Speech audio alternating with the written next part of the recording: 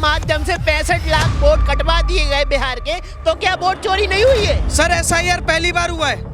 पंडित जवाहरलाल नेहरू की सरकार में एसआईआर हुआ था, इंदिरा गांधी की सरकार में हुआ है। आजादी के बाद सबसे बड़ा वोट चोरी हुआ था जब सरदार पटेल को 13 वोट मिले थे और पंडित जवाहरलाल नेहरू को सिर्फ 1 वोट मिला था। वो सबसे बड़ा वोट चोरी था।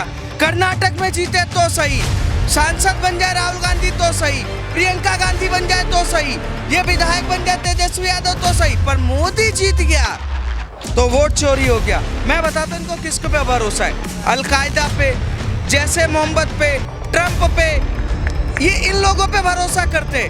और वो नरेंद्र मोदी की माँ को गाली देकर उनकी पार्टी के कार्यकर्ता ये सोच रहे कि वो भारत रत्न पा जाएंगे। देश का प्रधानमंत्री जो भारत के संविधान की शपथ लेता है और भारत के संविधान की शपथ लेने के बाद वो भारत के लिए काम करता है, उसकी माँ को गाली दे रहे। भारत के प्रधानमंत्री परिवार से ही तो निकले हुए हैं, कहीं बाहर से नहीं आए हुए हैं।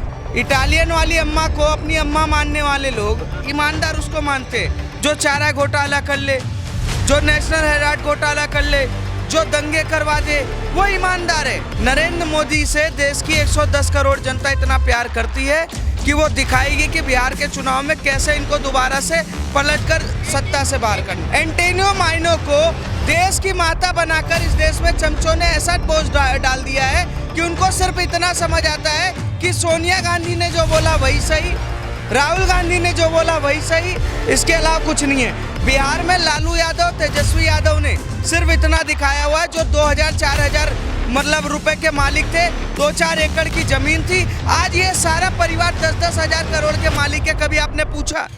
हर बार राहुल गांधी कुछ बोलते हैं, फिर कभी 10 पन्ने में माफी मांग रहे, कभी 20 पन्ने में। असली माफी वीर कोई है तो राहुल गांधी है। कभी कहते हैं मोदी चोर है, फिर लिखित में माफी, कभी कहते हैं चौकीदार चोर है, फिर 10 पन्ने में माफी, कभी कहते हैं अरुण जेटली चोर है, फिर 12 पन्ने में माफी। जितनी उम्र नहीं उस 2 कोटी के आदमी की, उससे ज्यादा बार वो माफी मांग चुका है। उम्र राहुल गांधी यही भूल करता रहा, धूल चेहरे पर लगी थी और आईना साफ करता रहा।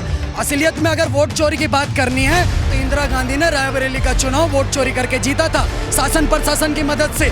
उसके बाद इलाहाबाद हाई कोर्ट ने जब इनके चुनाव को रद्द करने का काम करा और 6 साल तक इंदिरा गांधी को बोला था कि आप कोई चुनाव नहीं लड़ सकती, क्योंकि आपने चुनाव के अंदर भ्रष्टाचार करा है, करप्शन करा है, इसलिए आपकी सदस्यता रद्द होती है, आप सांसद नहीं हो।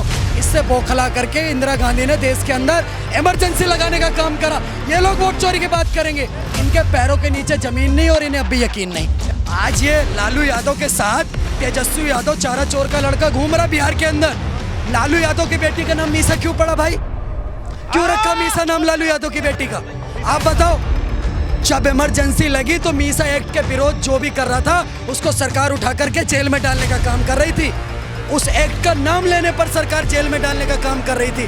तब लालू यादव ने अपनी बेटी का नाम कांग्रेस पार्टी के विरोध में और मीसा एक्ट के विरोध में अपनी बेटी का नाम मीसा रख दिया। आज उसी 2 कोटी के नीच कांग्रेस पार्टी के साथ लालू यादव का परिवार घूम रहा है। इनको शर्म भी नहीं आती, इनको शर्म भी नहीं आती।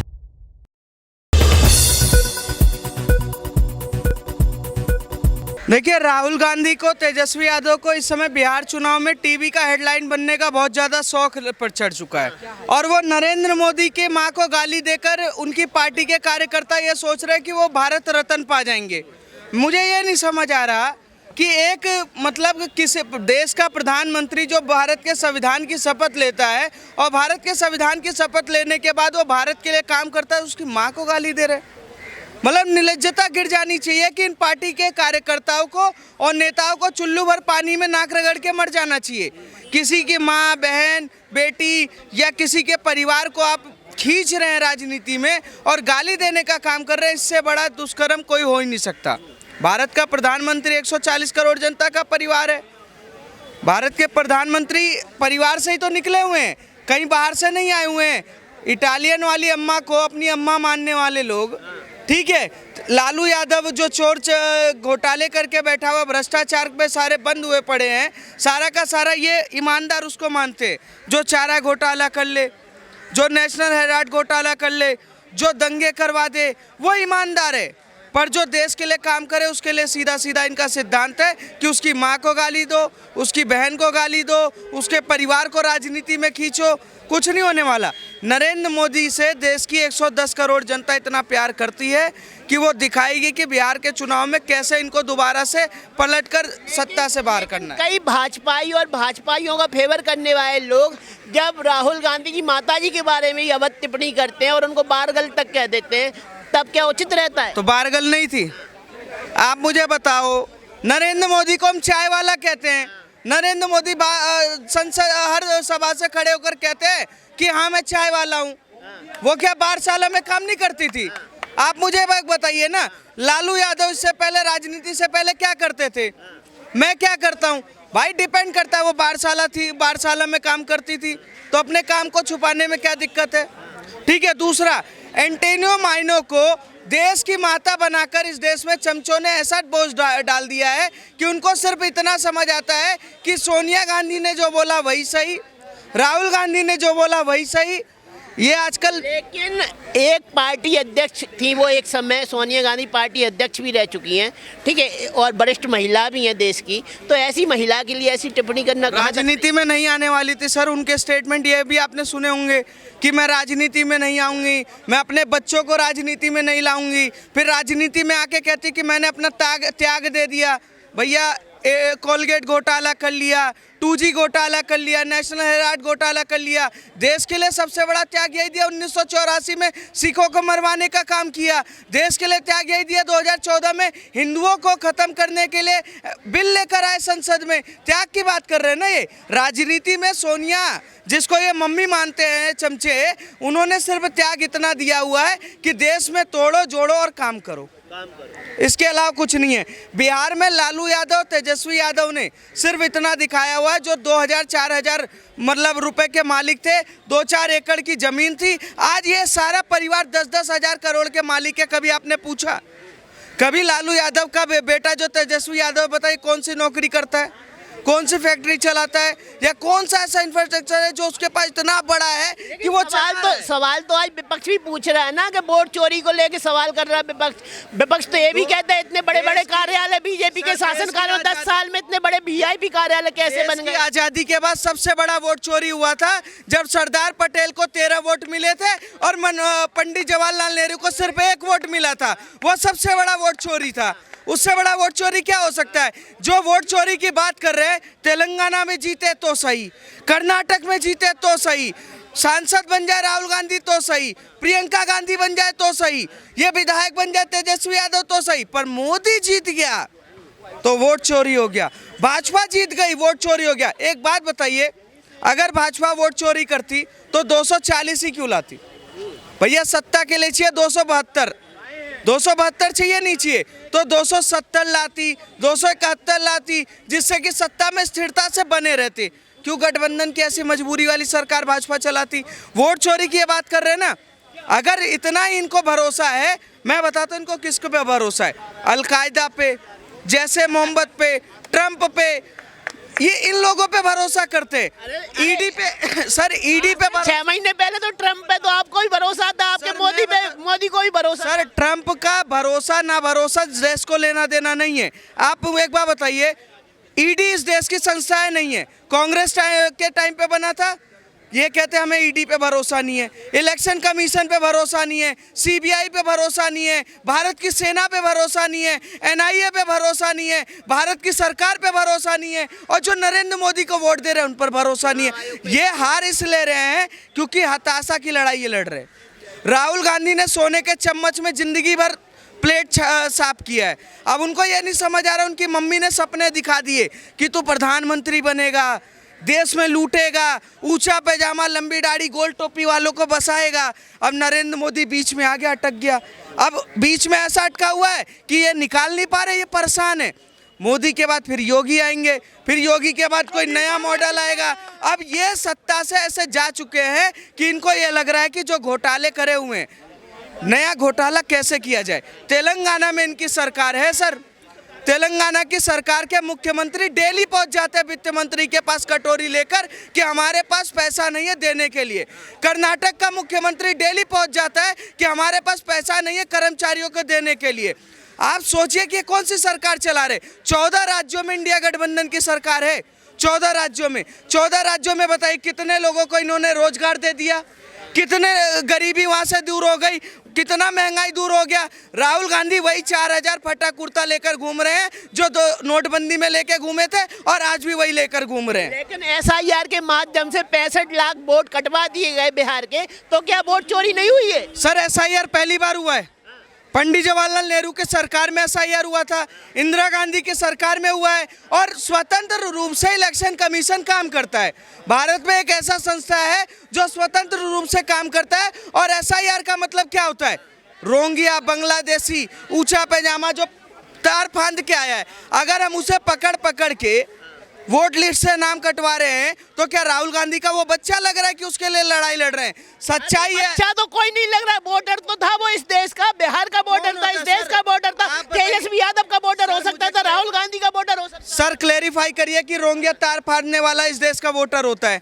बताइए कौन से संविधान के कौन से पेज पे लिखा हुआ है कि बांग्लादेशी देश फांद करके आएगा और वो इस देश में वोट डालेगा? बांग्लादेशी इस देश का सांसद बन सकता है, विधायक बन सकता है। बंगाल में आप देखो तो सर किसने बनाया है?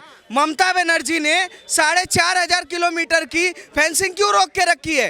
पूरे देश की बॉर्डर फेंसिंग हुई पड़ी है, पर बंगाल की फेंसिंग क्यों नहीं हो पा रही है? अब आप ममता बनर्जी पे आ गए। ममता बनर्जी की सांसद महुआ मोहित्रा तो बोल रही हैं कि ये तो अमित शाह का काम था, और अमित शाह पे कल उन्होंने विवादित बयान भी दिया कि सरकार के इनका तो टेबल पर रख देना चाहिए, देश की सुरक्षा नहीं कर पा रहे हैं। अगर इतने रोहिंग्या मुसलमान आ रहे हैं तो रोकने का काम किसका है? तो जब एनआरसी की बात होती है तो ये क्यों धरना देने पहुंच जाते हैं शाहीन बाग में? जब सीए की बात होती है तो ये बिरयानी खाने क्यों पहुंच जाते हैं? जब एनपीआर की बात होती है तो ये क्यों चिल्लाने लगते हैं ये देश किसी के बाप का नहीं, ये देश सबका है? क्यों चिल्लाते हैं?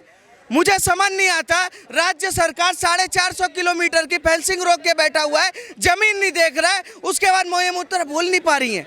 सांसद है ना, पढ़ी लिखी सांसद है ना, बताइए कि आपकी सरकार है क्यों वहाँ पर जमीन नहीं दे रही है वहाँ पर फेंसिंग करने के लिए? वहाँ पर 14 लाख से ज़्यादा वोटर हैं जो फर्जी तरीके से घुसे हुए हैं, जिनके 2024 और 23 में लगातार डेटा बनाया गया है, और सरकार एसआईआर के तहत इलेक्शन कमीशन नाम काटने का काम कर रही है।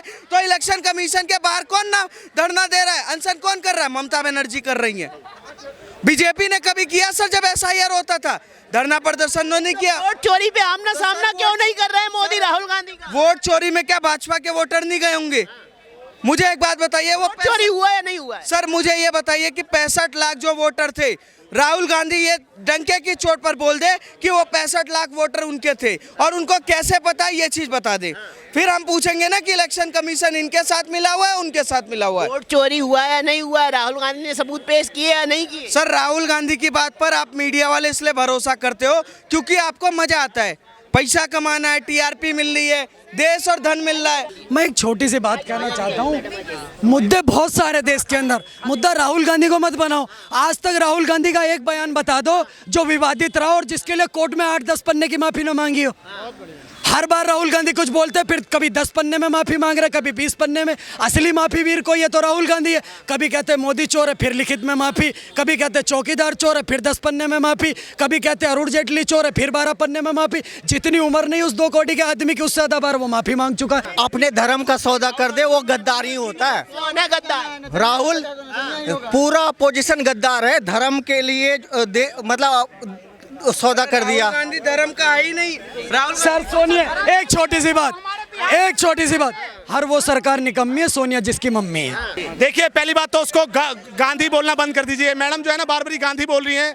वो भैया अभिषेक भैया का एक बड़ा अच्छा वायरल हुआ था कि एक डाल पर उल्लू बैठा, एक डाल पर टोटा, और गांधी बनकर घूम रहा है फिरोज खान का पोता। ये गांधी ना बोले, ये गांधी ये तुरंत जो माइंड वॉश करने वाला काम करते हैं। आप मुझे बताओ वोट चोरी होती तो उम्र राहुल गांधी यही भूल करता रहा, धूल चेहरे पर लगी थी और आईना साफ करता रहा। असलियत में अगर वोट चोरी की बात करनी है तो इंदिरा गांधी ने रायबरेली का चुनाव वोट चोरी करके जीता था शासन प्रशासन की मदद से। उसके बाद इलाहाबाद हाई कोर्ट ने जब इनके चुनाव को रद्द करने का काम करा और 6 साल तक सोनिया इनको इंदिरा गांधी को बोला था कि आप कोई चुनाव नहीं लड़ सकती क्योंकि आपने चुनाव के अंदर भ्रष्टाचार करा है, करप्शन करा है, इसलिए आपकी सदस्यता रद्द होती है, आप सांसद नहीं हो। इससे बौखला करके इंदिरा गांधी ने देश के अंदर इमरजेंसी लगाने का काम करा। ये लोग वोट चोरी की बात करेंगे, इनके पैरों के नीचे जमीन नहीं और इन्हें अब भी यकीन नहीं। ये लोग वोट चोरी की बात करेंगे, ये लोग वोट चोरी की बात करेंगे जिन्होंने जबरन नसबंदी करवाई देश के अंदर, ये लोग वोट चोरी की बात करेंगे। आज ये लालू यादव के साथ तेजस्वी यादव चारा चोर का लड़का घूम रहा बिहार के अंदर। लालू यादव की बेटी का नाम मीसा क्यों पड़ा भाई? क्यों रखा मीसा नाम लालू यादव की बेटी का? आप बताओ। जब इमरजेंसी लगी तो मीसा एक्ट के विरोध जो भी कर रहा था उसको सरकार उठा करके जेल में डालने का काम कर रही थी। उस एक्ट का नाम लेने पर सरकार जेल में डालने का काम कर रही थी।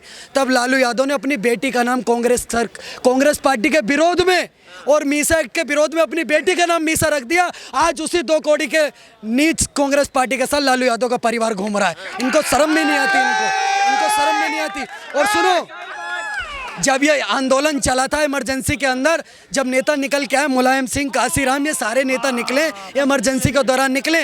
राजनाथ सिंह जैसे नेता जो वर्तमान में देश के रक्षा मंत्री हैं, आप सोचो कि असली तानाशाही क्या थी। असली तानाशाही वो थी जब देश के वर्तमान रक्षा मंत्री की माँ हॉस्पिटल के अंदर अंतिम सांसें गिन रही थी और राजनाथ सिंह जेल में थे, उनको बेल तक देने नहीं दिया गया। इतना भी शर्म की बात नहीं है। मेन शर्म की बात तब होती है जब राजनाथ सिंह जी की माता का देहांत हो जाता है और राजनाथ सिंह को जेल से उनको मुखाग्नि देने तक भी नहीं भेजा जाता। ये था असली, ये था असली शर्म करने का विषय जब आपातकाल लगाया। असली शर्म करने का विषय वो था जब आपातकाल के अंदर देश के आम लोगों के हक छीन लिए गए। वो था इस टाइम सबसे ज्यादा।